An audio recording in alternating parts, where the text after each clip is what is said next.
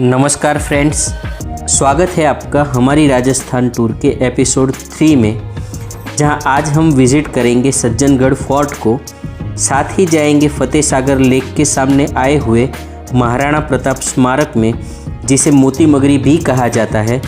उसी के साथ राजस्थानी कल्चर को और करीब से जानने के लिए विज़िट करेंगे शिल्पग्राम, और साथ ही में राजस्थान के फेमस लेडीज़ ऑर्नामेंट्स कैसे बनते हैं ये भी जानने की कोशिश करेंगे। तो चलिए आज का वीडियो स्टार्ट करते हैं हमारे फर्स्ट डेस्टिनेशन सज्जनगढ़ पैलेस से।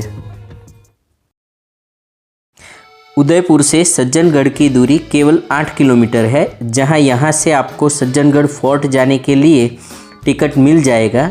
साथ ही पास में आए सज्जनगढ़ बायोलॉजिकल पार्क का टिकट भी यहीं से मिल जाता है। तो दोनों के टिकट प्राइस आप वीडियो को स्टॉप करके देख सकते हैं।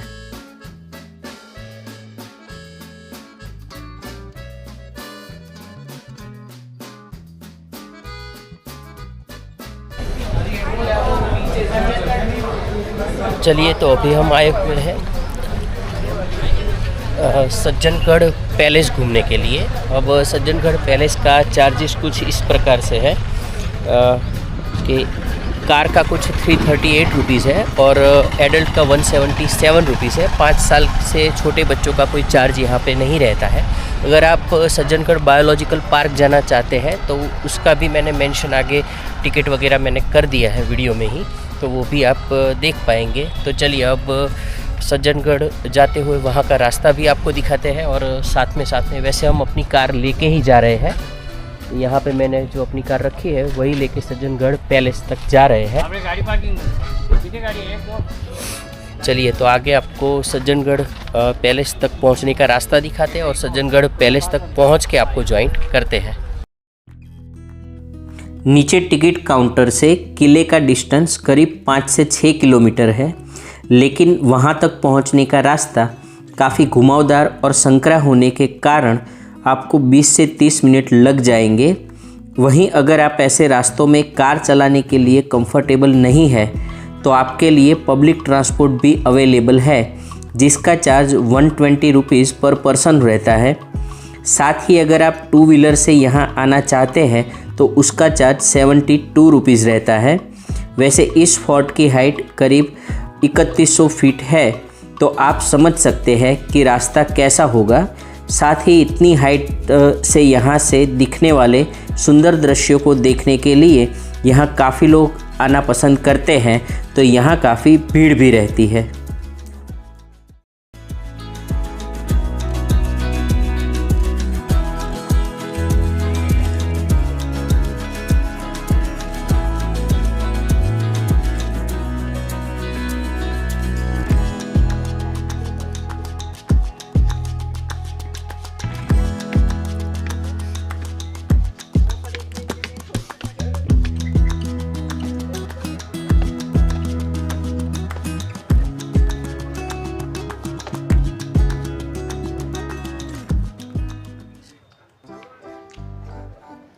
तो ये पार्किंग का एरिया है जहाँ से अभी हम ऊपर आए हुए हैं, और सज्जनगढ़ पैलेस से आप 2 तरीके से आ सकते हैं, आगे चल के भी और हम जैसे आए हैं वहाँ सीढ़ियों से।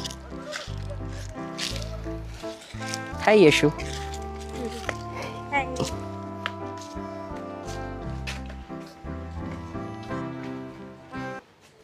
नमस्ते। तो अभी हम आए हुए हैं सज्जनगढ़ पैलेस पर। तो मेरे पीछे आप देख सकते हैं, तो वही है सज्जनगढ़ खूबसूरत सा जो पैलेस है। वैसे सज्जनगढ़ पैलेस को मॉनसून पैलेस भी कहा जाता है, क्योंकि पास्ट में यहाँ पे काफ़ी सारे जो राजा महाराजा थे वो यहाँ पर मॉनसून के टाइम में रहने के लिए आते थे। क्यों आते थे तो अभी आप नीचे देखिए।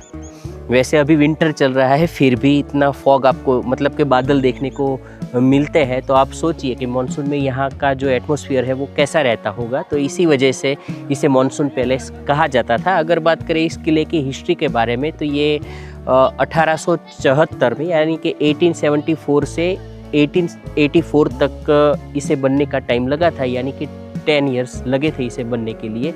इसे बनाया था सज्जन सिंह जी महाराज, जो सज्जन सिंह थे उन्होंने बनाया था। उन्हीं के नाम से इसे सज्जनगढ़ पैलेस भी कहा जाता है। वैसे सज्जनगढ़ गांव जब हम आए बड़ी लेक या कहूँ बाहुबली हिल्स से वापस आए, तब वहाँ पर सज्जनगढ़ जो गांव था वो भी बना हुआ है नीचे।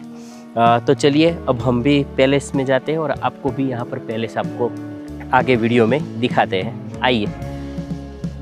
देखिए यहाँ पे और भी काफ़ी सारी इन्फॉर्मेशन हमें देखने को मिलती है, जैसे कि आगे मैंने बताया कि 1884 में इसका काम जो था वो रुक गया था। क्यों रुका था? क्योंकि जो सज्जन सिंह थे इन्हें बनाने वाले, उनकी 25 इयर्स की आयु में उनकी मृत्यु हो गई थी। उनके बाद फतेह सिंह जी ने ये जो महल था उसका काम ख़त्म करवाया, मतलब कि पूरा करवाया। और यहाँ पे पहले तो वैसे बहुमंजिला वेधशाला थी, मतलब बादलों को देखकर यहाँ पे एटमॉस्फेयर पूरे साल कैसा रहेगा, बारिश कैसी होगी, ये सब इन्फॉर्मेशन यहाँ से मिलती रहती थी। लेकिन आगे जाके इसको मॉनसून पैलेस के तौर पे, जहाँ राजा महाराजा जो भी थे वो यहाँ पे मॉनसून में रुका करते थे। और भी यहाँ के बारे में काफ़ी मूवीज़ की यहाँ पर शूटिंग हुई है। उसमें से एक मूवी है 1983 में जेम्स बॉन्ड करके एक मूवी आई थी ऑक्टोपसी करके, और उसका शूट यहाँ पे किया गया था। तो ये इन्फॉर्मेशन यहाँ हमें देखने को मिलती है। वैसे यहाँ पे हमें जो पर्वत श्रृंखला देखने को मिलती है, देखिए ये अरावली पर्वत श्रृंखलाएँ हैं, ठीक है। और इसकी जो लेंथ है वो कहा जाता है 692 किलोमीटर्स है, जो राजस्थान, हरियाणा और गुजरात में जाके ये समाप्त होती है। वैसे आपको ये भी बता दूं कि ये बनास, लूनी, सखी और साबरमती सहित कई नदियां हैं वो भी इसमें से गुजरती है। और उसके साथ साथ राजस्थान का जो थार रेगिस्तान है उससे भी ये अलग रखती है। जो पूर्व राजस्थान बना हुआ है वो और थार दोनों अलग रहे, रेगिस्तान आगे ना बढ़ सके, तो इसीलिए भी ये पर्वत श्रृंखलाएँ काफ़ी इम्पोर्टेंस है। तो चलिए अब सज्जनगढ़ पैलेस की ओर चलते हैं और ऐसे और भी तथ्य आपके सम्मुख में रखता हूँ।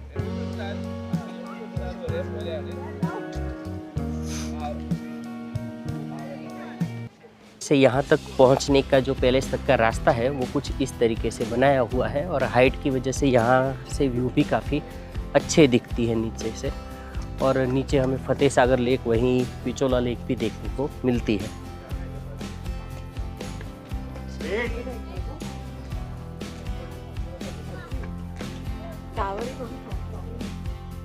तो यहाँ से आपको पूरे उदयपुर सिटी का व्यू देखने को मिलता है। वैसे महाराणा भगवत सिंह जी द्वारा इस पैलेस को 1956 से मेवाड़ के लोगों के लिए ओपन कर दिया था, तो तब से यह जगह एक फेमस टूरिस्ट स्पॉट बन गई है। वैसे मैं तो ये सोच रहा था कि इतनी हाइट पे आज के दिन भी कार लेके आना थोड़ा टफ़ है, तो उस टाइम पे जब व्हीकल नहीं हुआ करते थे तब यहाँ तक पहुँचना सच में कितना मुश्किल रहता होगा।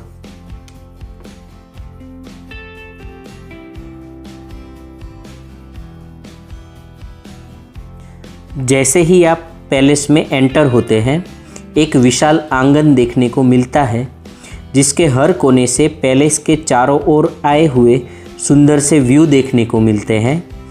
और उन सभी व्यू से भी सबसे सुंदर है सज्जनगढ़ पैलेस, जिसे बनाने के लिए सफ़ेद संगमरमर का उपयोग किया गया था। वैसे महाराणा सज्जन सिंह इसे एक खगोलीय वेधशाला बनाना चाहते थे, जहां से मॉनसून के बादलों और मौसम परिवर्तन का अध्ययन किया जा सके, लेकिन उनके अकाल निधन के बाद यह कार्य अधूरा रह गया। वैसे आज तो इस पैलेस को एक म्यूज़ियम में परिवर्तित किया गया है, तो आइए म्यूज़ियम को विज़िट करते हैं।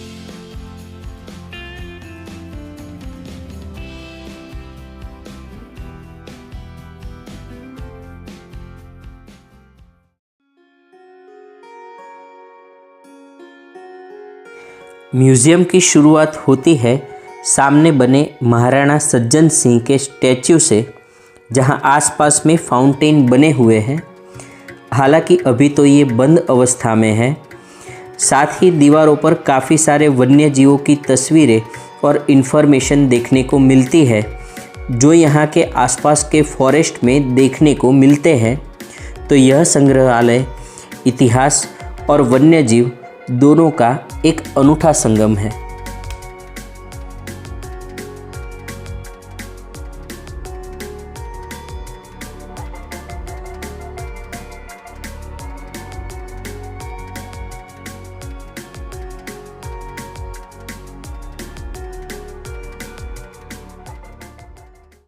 वैसे जो हमने आगे बात की कि महाराजा सज्जन सिंह जिन्होंने इसकी नींव रखी, मतलब कि इस महल को बनाना शुरू किया, और ये उनके उत्तराधिकारी महाराणा फतेह सिंह जी जिन्होंने इस महल को पूरा करवाया था, उन दोनों की तस्वीर हमें यहाँ पर देखने को मिलती है। जैसे ही आप पैलेस के पिछले हिस्से में आते हैं, आपको देखने मिलता है पैलेस का ये सुंदर सा व्यू, जिसमें संगमरमर से बने ये ऊंचे गुंबद, मेहराब और राजश्री बालकनी इसे और भव्य बनाती है। पैलेस में कई कक्ष, हॉल और झरोखे आए हुए हैं और इसे इस तरह से डिज़ाइन किया गया था कि यहाँ से पूरे उदयपुर शहर और आसपास की झीलों का नज़ारा दिख सके। यह पैलेस अरावली पर्वतमाला की एक ऊंची चोटी पर स्थित है, जिससे इसे उदयपुर का मुकुट भी कहा जाता है, जिसकी सुंदरता सही मायनों में किसी मुकुट से कम नहीं है, चाहे इसे आप किसी भी एंगल से देखिए।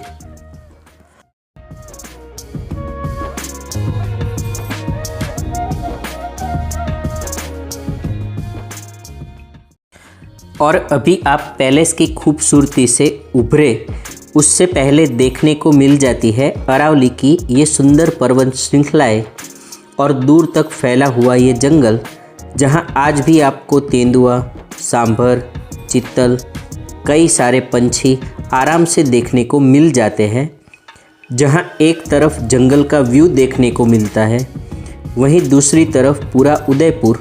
वैसे आज बादलों की वजह से ये व्यू थोड़ा धुंधला दिख रहा है, लेकिन फिर भी इस हाइट से इसे देखकर सच में अच्छा लग रहा है। और यहाँ से सनसेट कैसा दिखता होगा, ये आइडिया दिमाग में क्लियर हो रहा है।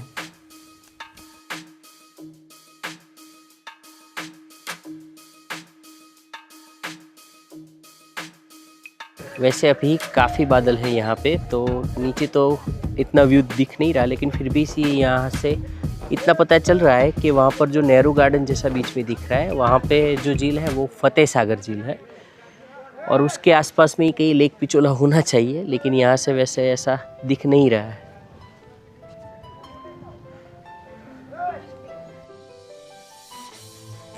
तो सज्जनगढ़ पैलेस को देखकर हम पहुँच गए फतेह सागर लेक पर, जहाँ हमने हमारा लंच लिया। वैसे हम यहाँ विज़िट करना चाहते थे महाराणा प्रताप स्मारक, जिसे मोती मगरी भी कहा जाता है, लेकिन सोचा उससे पहले थोड़ी हॉर्स राइडिंग की जाए।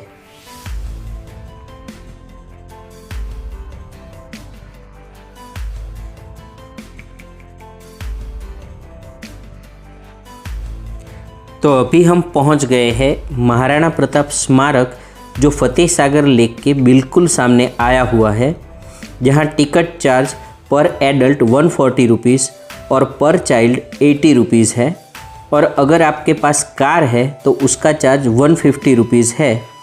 यहाँ के टाइमिंग सुबह 7:30 से रात 9 बजे तक के हैं। वैसे यहाँ हर शाम 7:45 को लाइट एंड साउंड शो होता है, तो अगर आप इंटरेस्टेड है तो उसका टिकट भी यहीं से मिल जाएगा। गेट से केवल 1 से 1.5 किलोमीटर आगे चलते ही आपकी लेफ़्ट साइड में आ जाता है वीर भवन, और इस स्मारक का इसे मैं एक प्रमुख हिस्सा कहूँगा, क्योंकि यहाँ से आपको पूरे राजस्थान के शौर्य की कथाएं जानने को मिलेगी। साथ में ही पूरे राजस्थान में आए कई फोर्ट के मॉडल भी देखने को मिलेंगे।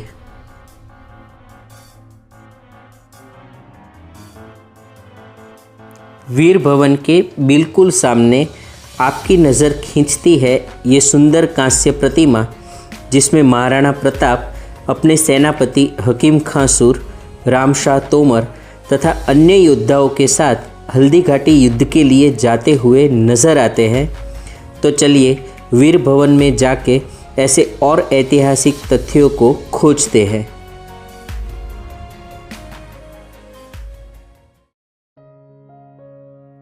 जैसे ही आप आगे बढ़ते हैं, सबसे पहले आपको देखने मिलेगी मेवाड़ की एक चित्र यात्रा, जहां सबसे पहले चित्र है श्री बप्पा रावल का, जो एकलिंग जी में हरित ऋषि से आशीर्वाद ले रहे हैं।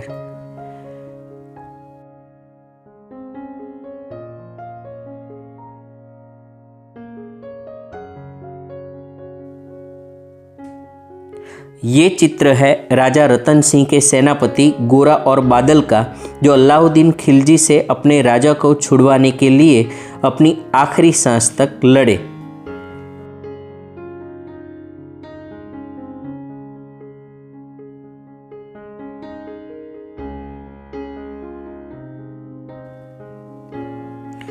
उसके बाद चित्र है रानी पद्मिनी का, जिन्होंने अपने आत्मसम्मान के लिए जौहर कर लिया। ये चित्र है महाराणा कुंभा का, जिन्होंने रणकपुर टेम्पल, कुंभलगढ़ फोर्ट जैसे कई शिल्प का निर्माण किया। साथ उसके बाद का चित्र है मीराबाई का, जो महाराणा सांगा के बड़े बेटे भोजराज की पत्नी थी, जो बाल्यावस्था से कृष्ण की परम भक्त थी, जिन्हें आज भी श्री कृष्ण में उनकी अपार श्रद्धा के लिए याद किया जाता है। उसके बाद चित्र है महाराणा सांगा का, जिनको 18 युद्धों में 80 घाव मिले, जिसमें उन्होंने एक आँख, एक हाथ और एक पैर भी गंवाया। बाबर के आक्रमण के सामने वो डटकर लड़े थे। उसके बाद का चित्र राजस्थान के अतुल्य बलिदान को दर्शाती पन्नाधाई का है, जहां राजकुमार उदय सिंह को बचाने के लिए वे अपने पुत्र का बलिदान देती है और अपनी सेविका के माध्यम से राजकुमार उदय सिंह को किले से सुरक्षित बाहर निकालती है।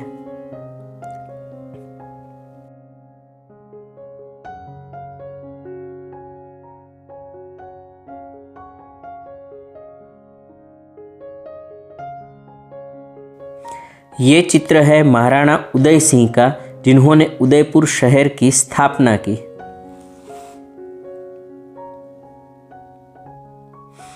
ये चित्र है हल्दी घाटी युद्ध का, जहां महाराणा प्रताप अकबर के सेनापति मानसी पर भाले से वार करते हैं, जिसमें वो बच जाता है, लेकिन हाथी की सूंड के तलवार के वार से चेतक घायल हो जाता है।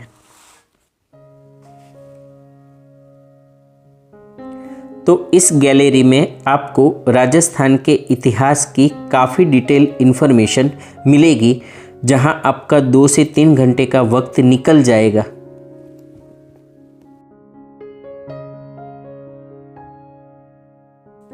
दूसरे सेक्शन में राजस्थान के प्रसिद्ध किले के मॉडल आए हुए हैं, जहां आपको Kumbhalgarh fort, city palace Udaipur, Haldi Ghati battlefield, Chittorgarh fort, इन सभी जगहों के सुंदर मॉडल देखने को मिल जाएंगे।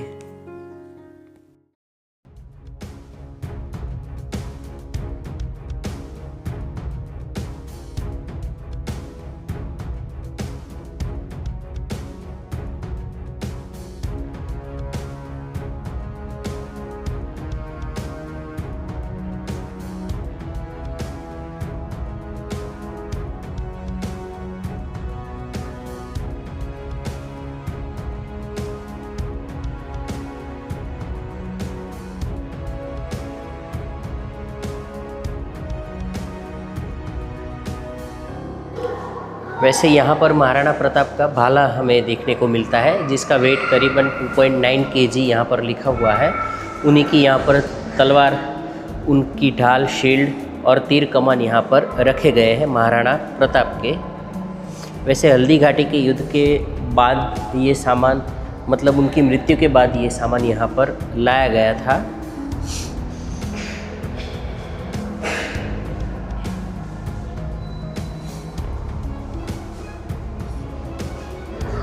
और यहाँ पर हल्दी घाटी की मिट्टी रखी गई है कि जहाँ पर ये युद्ध हुआ था।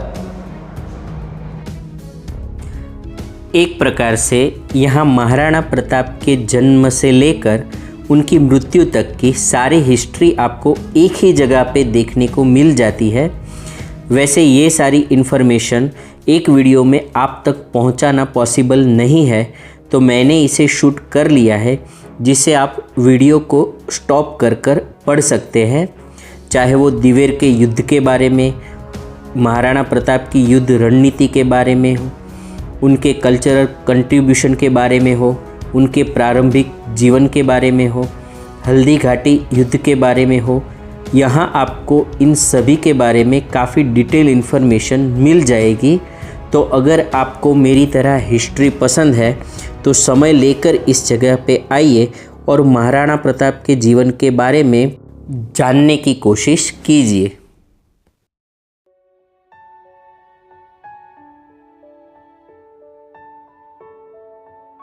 नमस्कार मित्रों, तो अभी हम जहाँ पर खड़े हैं उसे बोलते हैं मोती मगरी, जो महाराणा प्रताप जी का एक स्मारक है। मेरे पीछे जो आप एक मॉडल देख सकते हैं जिसमें महाराणा प्रताप, काफ़ी बड़ी प्रतिमा है, महाराणा प्रताप हमें देखने को मिलते हैं और उनके जो भी सर सेनापति थे वो उनके पास में देखने को मिलते हैं। वैसे सामने आगे आपने जो वीडियो देखा वो म्यूज़ियम हमारे सामने ही बना हुआ है, और उस म्यूज़ियम में जहाँ पे हम फर्स्ट गैलरी में गए वहाँ पे हमें देखने को मिला कि मेवाड़ के राज्य में जितने जितने भी अभी तक के महाराजा हुए उन सभी महाराजाओं ने मेवाड़ राज्य के लिए क्या क्या किया उस हिस्ट्री को अच्छे से दिखाया गया है।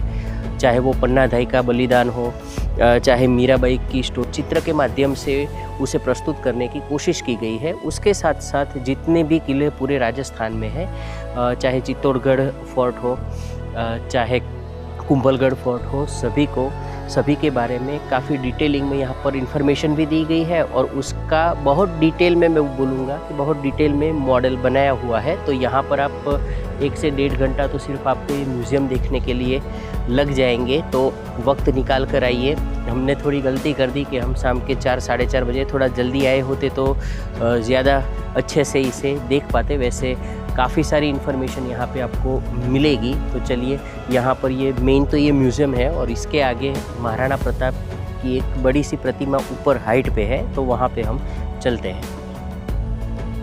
वीर भवन से सिर्फ 1 से 1.5 किलोमीटर आगे जाते ही आप यहाँ तक पहुँच जाते हैं। इस जगह को मोती मगरी या मोती माउंट भी कहा जाता है, जहाँ मगरी यानी छोटा पर्वत। इस स्मारक का निर्माण उदयपुर के तत्कालीन महाराणा भगवत सिंह मेवाड़ ने करवाया था, जिसका उद्देश्य था कि आने वाली पीढ़ियां महाराणा प्रताप के पराक्रम और स्वाभिमान की गाथा को याद रखे। यह स्थल 1576 में हुए हल्दी घाटी युद्ध में महाराणा प्रताप और चेतक के बलिदान की गवाही देता है। यहाँ महाराणा प्रताप और उनके प्रिय घोड़े चेतक की विशाल कांस्य प्रतिमा आई हुई है। तो यहाँ पर आपको महाराणा प्रताप जी का इस तरीके से स्टैचू देखने को मिलता है। और अगर साथ में बात करें स्टैचू के आगे, जहाँ एक तरफ में हमें देखने को मिलती है बैटल ऑफ हल्दी घाटी का जो एक दृश्य है वो हमें यहाँ पर देखने को मिलता है।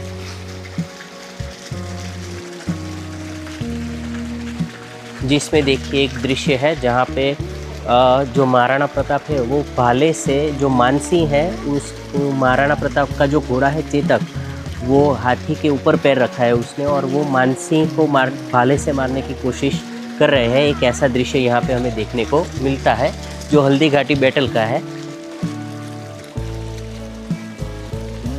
उसके अलावा जो मॉडल है उसके पीछे महाराणा प्रताप का जो जन्म था 9 मई 1540 को हुआ था वो है। फिर वो जब राजा बने, मतलब उन्हें जब राजा घोषित किया गया वो था 28 फरवरी 1572। हल्दी घाटी का जो बैटल हुआ वो हम सबको पता है 18 जून 1576, और उनकी जो डेथ है वो हुई थी 19 जनवरी 1597 में। तो इस तरीके की इन्फॉर्मेशन हमें देखने को मिलती है।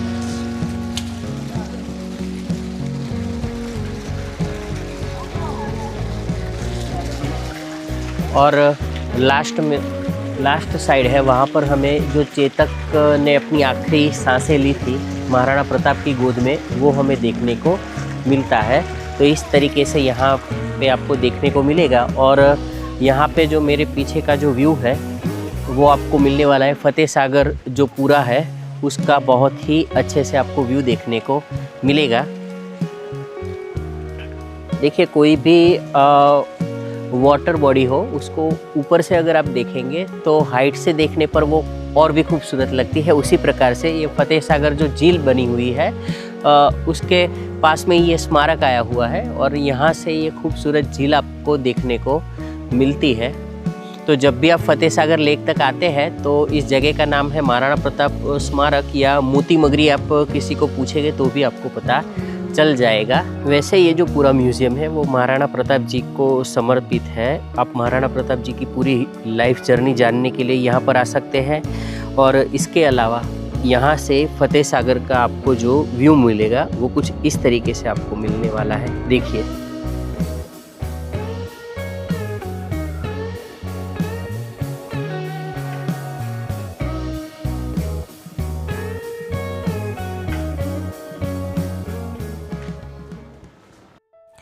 अभी हम पहुँचे हैं शिल्पग्राम, जिसे शिल्पियों का गांव भी कहा जाता है, जहां आपको सिर्फ राजस्थान नहीं पूरे भारत की ग्रामीण संस्कृति के दर्शन होंगे। शिल्पग्राम 70 एकड़ एरिया में फैला हुआ है, जिसमें भारत के विभिन्न राज्यों के ग्रामीण जीवन को दर्शाते उनके सुंदर घर के मॉडल बने हुए हैं। यहाँ आपको पारंपरिक हस्तशिल्प वस्तुएं जैसे पॉटरी, बैग, पेंटिंग, लकड़े की कलाकृतियाँ, कपड़े, शॉल आदि की काफ़ी सारी शॉप्स देखने को मिल जाएगी। वैसे यहाँ की टाइमिंग सुबह 10 से शाम 7 बजे तक की है और ये इतना बड़ा है कि यहाँ आपको 2 से 3 घंटे लग जाएंगे। तो वक्त लेकर यहाँ आइए। ये उदयपुर से केवल 3 किलोमीटर की दूरी पर आया हुआ है, जहाँ आप ऑटो, टैक्सी या पर्सनल कार से पहुँच सकते हैं। हमें आने में थोड़ी देर हो गई है और रात भी होने को आई है, तो चलिए जल्दी से इसे विज़िट कर लेते हैं।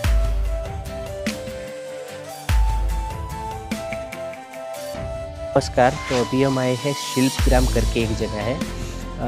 बेसिकली ये जगह 1986 से शुरू की गई थी कि राजस्थान के कल्चरल जो भी क्राफ्ट यहाँ पे बन रहे थे वो सारे जो भी कलाकार हैं वो एक जगह पे आके अपनी जो भी चीज़ें हो उसकी वो बिक्री कर सके। तो उसके लिए यहाँ पे एक कल्चरल मार्केट जैसा बनाया हुआ है। उसके अलावा यहाँ के जो आदिवासी भाई बहन है या और भी जो कोई भी है जो राजस्थानी कल्चर से बिलोंग करता है, जो अपना जो भी आर्ट दिखाना चाहे लोगों को, तो वो यहाँ पर दिखा सकता है। बेसिकली यहाँ की टिकट की बात करूँ तो जो एडल्ट है उसका टिकट 60 रुपीज़ है, और अगर आप कैमरा वगैरह अगर लेके आना चाहते हैं अंदर तो उसका चार्ज भी एक टिकट आपको ज़्यादा लेना पड़ेगा, यानी 60 रुपीज़ हो जाएगा। बच्चों का यहाँ पर कोई चार्ज वैसे होता नहीं है। तो हम यहाँ पर आगे जो भी आपको मैंने शॉप दिखाई वो सारी ऐसी कल्चरल शॉप्स है जो राजस्थानी कल्चर से बिलोंग करती है। मतलब ये सारी चीज़ें आपको बाहर मार्केट में देखने को मिलेगी, ओवर प्राइस होगी। यहाँ पे अच्छे से प्राइस में आपको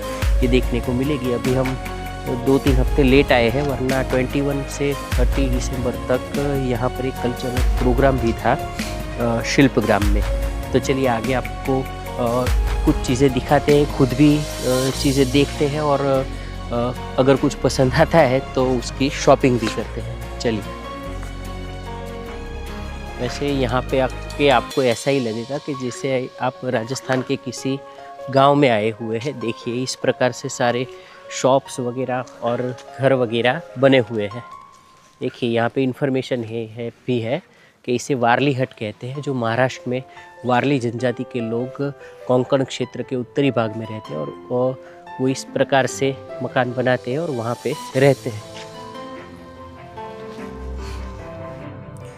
तो यहाँ इस प्रकार से आपको पूरे भारत में अलग अलग राज्यों में रहने वाले ग्रामीण लोगों के मकान देखने को मिलते हैं, जिससे आप ये समझ पाएंगे कि भारत के गांव में कितनी कल्चरल डाइवर्सिटी देखने को मिलती है।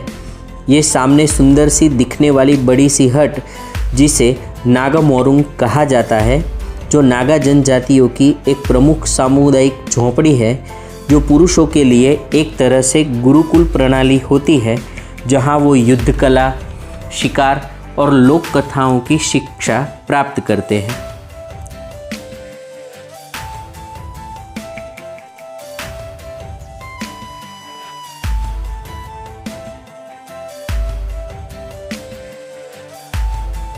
ये है गुजरात के कच्छ डिस्ट्रिक्ट के भुजोड़ी में आया हुआ मकान, जो कुछ ऐसा दिखता है। वहीं गांधीनगर के पास आए पेठापुर में इस प्रकार से मकान देखने को मिलते हैं, जिसे पेठापुर हवेली भी कहा जाता है।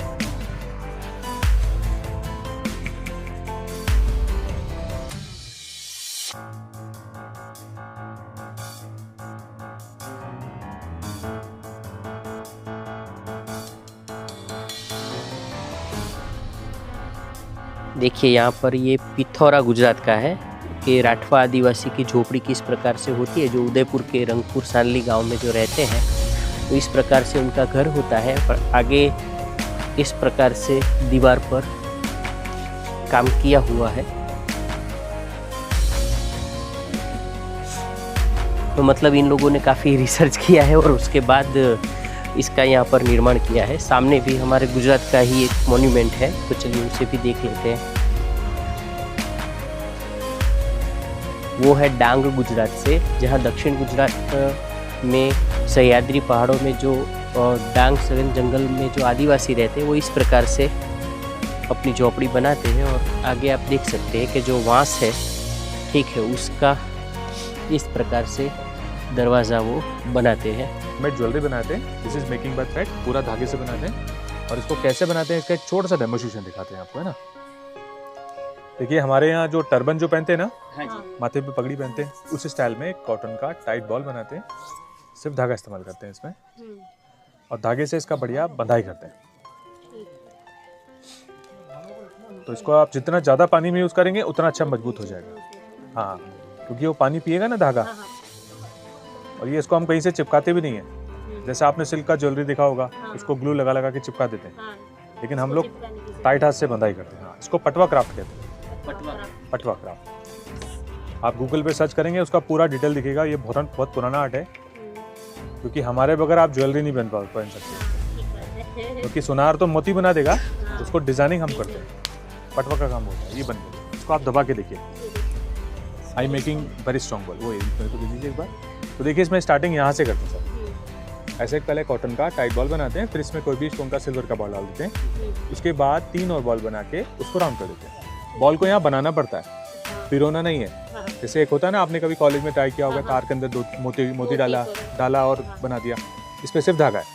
हाँ, और ये कोई महंगा नहीं है, बहुत सस्ता है, सिर्फ 60 रुपये का सेल करते हैं। इस टाइप से हम लोग बहुत सारा ज्वेलरी बनाते हैं। आपने शायद पहली बार देखा होगा ऐसे, है ना। तो इस टाइप से हम लोग काम करते हैं। इसको पटवा क्राफ्ट। अब इसी में हमने बहुत सारी वैरायटी बनाई है। This is making by thread. देखिए मोतियों को बांध के बनाते हैं, पूरा धागे से बनाते हैं। 260 मोती है इसके अंदर। एक एक मोती के अंदर से क्रॉस में सूख जाता है, तब बनता है। तो बहुत अच्छा आर्टिस्टिक काम है। और डिजाइनिंग हम बहुत अच्छे बनाते हैं। ये देखिए सब मेरे हाथ के बनाए पीसेस दिखा रहा हूँ आपको। ये आपको कहीं मिलेंगे नहीं, और मिल गए तो बहुत महंगे मिलेंगे। तो आपको जैसा अच्छा लगे ले सकते हैं। ये है एक पेंडेंट का, जैसा आपको डेमोन्स्ट्रेशन दिखा है ना, सेम स्टाइल से बनाया। देखो ये गुथना पड़ता है, ये गुथा हुआ है, ये बांधा हुआ है, ये भी बांधा हुआ है, लेकिन तरीका अलग अलग है। तो ये हमारा काम है। अब आप चाहें तो कुछ लंबे नेकलेस में भी हैं। हाँ, हम अजमेर से सर। अजमेर के पास एक गांव है किशनगढ़, वहाँ से आते हैं। तो गवर्नमेंट 3-3 महीने का परमिशन देती है, इसलिए हम लोग यहाँ। तो ये हमारा आप मेले का कलेक्शन देख रहे हैं। हमने जो मेले में दुकान लगाया था, जो अभी जो बच गया है वो आपके सामने है। बाकी मेले का हमारा साल भर का जो मेला लगता है, तो मेले में ख़त्म हो गया अभी मेला, लेकिन अभी टूरिस्ट आते हैं, इसलिए हम लोग यहाँ पर। ये पूरे साल भर शिवग्राम चलता है। यहाँ पे 3-3 महीने का परमिशन सब आर्टिस्टों को मिलता है, प्लस 15-15 दिन का कलाकार जो होते हैं डांस वाले, इनको 15-15 दिन का लेकर मिलता है। जैसे आज 15 तारीख है, वो आज चले जाएंगे, कल से दूसरे आएंगे। ऐसे तो वो बैठ के कोई प्रोग्राम होता है, पूरा दिन ऐसे? पूरा दिन अलग अलग जगह पे आप जाके देख सकते हैं प्रोग्राम। सारी जगह पे अलग अलग लोगों को दिखाते हैं, और उसका कोई चार्ज नहीं लेते हैं, गवर्नमेंट की तरफ से फ्री होता है। ऐसे ये 250 का 250 धागे से बनाते हैं। ये आप ले लीजिए सर, नहीं तो मेरे पास ही रह जाएगा ये एक जादू का दीपक है। देखो सर, इसके अंदर पीछे से तेल डालते हैं, जिससे पानी डाल के दिखा, उसी तरह आपको तेल डालने का। तेल की ऐसे पीछे से डालते हैं इसके अंदर, और ऐसे सीधा करना है। रुक की बातें करके चलो, दिया जलता रहेगा। अभी तेल आप इस नीचे से नहीं आएगा, तो इसको आप निकालना कम ज़्यादा करोगे तो आगे से आएगा। पूजा पाठ मंदिर सेवा में करने का एक दीपक है, बहुत एंटीक चीज़ है। उसमें 60-70 ग्राम तेल का पूरा भरोगे, पूरा दूर लगेगा। अगर आप कम देर तक जलाना चाहो तो कम तेल भरोगे। ऐसे एक दीपक बना, इसका नाम जादू का दीपक है। बहुत बढ़िया है। और इसी तरह एक जैसे साइंस का साइंस हो गया, और दिए का दिया हो गया। और एक ये वाला दिया है, इसके अंदर ऊपर अगरबत्ती लगाओ और नीचे दीपक, दोनों काम नहीं। ऊपर अगरबत्ती हो जाएगा, नीचे दीपक भी। अगरबत्ती दीपक नहीं भी लगाना चाहो, धूपबत्ती लगा सकते हो, तीनों काम जाएगा। धुआं यहाँ से बहुत शानदार शेडो की तरह आता है। और एक ऐसे चिड़िया वगैरह है, इसमें आप पानी भर के बजाते हो। हाँ, वो पानी भर के बजा का साउंड आता है। फूंक मार के देखो, ट्राई करके देखो, तो का मुंह लगे, मुंह में डाल दो, तो इससे आ जाएगा।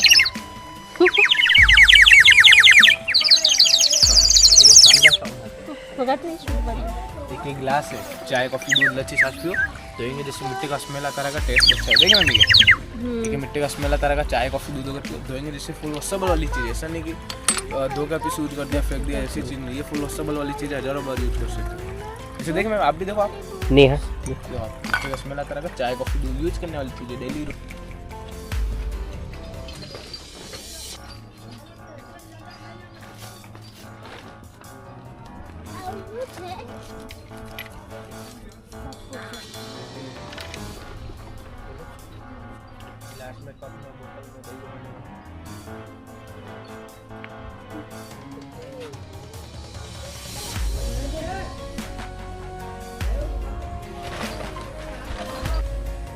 वैसे मुझे पूरे शिल्प ग्राम में माटी के रंग वाला ये सेक्शन सबसे ज़्यादा पसंद आया, जहाँ अंदर जाते ही मिट्टी से बनी हुई इतनी सारी चीज़ें आपके सामने देखने को मिल जाती है कि थोड़ी देर के लिए तो मुझे लगा कि कहीं मैं हड़प्पा युग में वापस तो नहीं चला गया।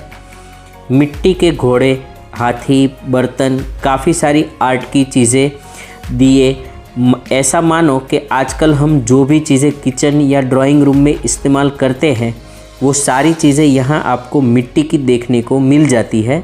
यहाँ देश के विभिन्न राज्यों के मिट्टी से बने बर्तन, टेराकोटा मूर्तियाँ और पारंपरिक कारीगरी के मिट्टी के अद्भुत नमूने देखने को मिलते हैं। यहाँ के मिट्टी के हस्तशिल्पों में इतनी वैरायटी और इतनी खूबसूरती थी कि मैंने इस तरह का प्रदर्शन आज तक नहीं देखा। तो अगर आप उदयपुर घूमने के लिए आते हैं तो शिल्पग्राम को विज़िट ज़रूर करें। ये सच में आपके लिए एक मेमोरेबल एक्सपीरियंस रहेगा। चलिए अब वक्त हो चला है डिनर का, तो यहाँ से चलते हैं और डिनर के लिए कोई अच्छी जगह ढूंढते हैं।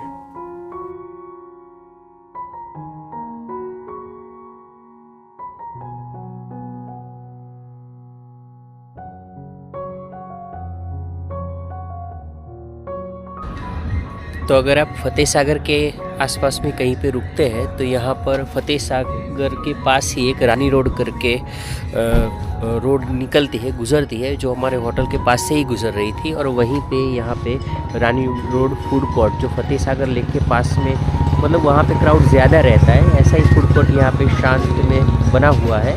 तो आप आराम से यहाँ भी आ सकते हैं, जिसका नाम है रानी रोड फूड कोर्ट। यहाँ पे आपको पिज़्ज़ा, पंजाबी, दाल बाटी चूरमा सब कुछ वैसे मिल जाता है। और काफ़ी कम इसके बारे में पता रहता है, तो काफ़ी कम लोग यहाँ पे आते हैं फतेह सागर के मुकाबले। तो अगर आप भीड़ भाड़ से दूर डिनर के लिए एक शांत फूड कोर्ट चाहते हैं तो ये आपके लिए बेस्ट रहेगा। यहाँ टूरिस्ट काफ़ी कम आते हैं और फूड में आपको pizza, south Indian, north Indian जैसी काफ़ी वैरायटीज़ मिल जाती है। वैसे हमने 2 हॉट एंड शावर सूप और साउथ इंडियन फूड ऑर्डर किया था। यहाँ प्राइस रेंज काफ़ी कम था और फूड भी काफ़ी टेस्टी था। तो आप चाहे तो इस जगह भी डिनर के लिए आ सकते हैं। वैसे आज का ये वीडियो आपको कैसा लगा ये कमेंट में ज़रूर बताएं, और अगर वीडियो अच्छा लगा तो इसे लाइक और शेयर ज़रूर करें। अगर आप चैनल पर नए हैं तो इसे सब्सक्राइब करना ना भूलें। स्टार्ट कर दीजिए। खम्मा गणी हुकम पधारो साहब, आपका बहुत बहुत स्वागत है हमारे बीकानेर वाले स्टोर पे रानी रोड फूड कोर्ट में। अंकल जी कितने टाइम से आप यहाँ पे हैं? वैसे अभी हम नहीं हैं सर, लगभग 1.5 महीना हुआ है। अच्छा। और यहाँ पर हमने वैसे ऑर्डर किया हुआ है, क्या बोलते हैं उसे, पेटीज। हाँ, मसाला पेटीज का ऑर्डर किया हुआ है। लाइव यहाँ पर हमारे सामने ही बन रही है। हाँ हाँ, सही है, लेकिन laughter is the best medicine. If you can laugh when you are ill, you will get your health back sooner. If you cannot laugh, even if you are healthy, sooner or later you will lose your health and you will become ill.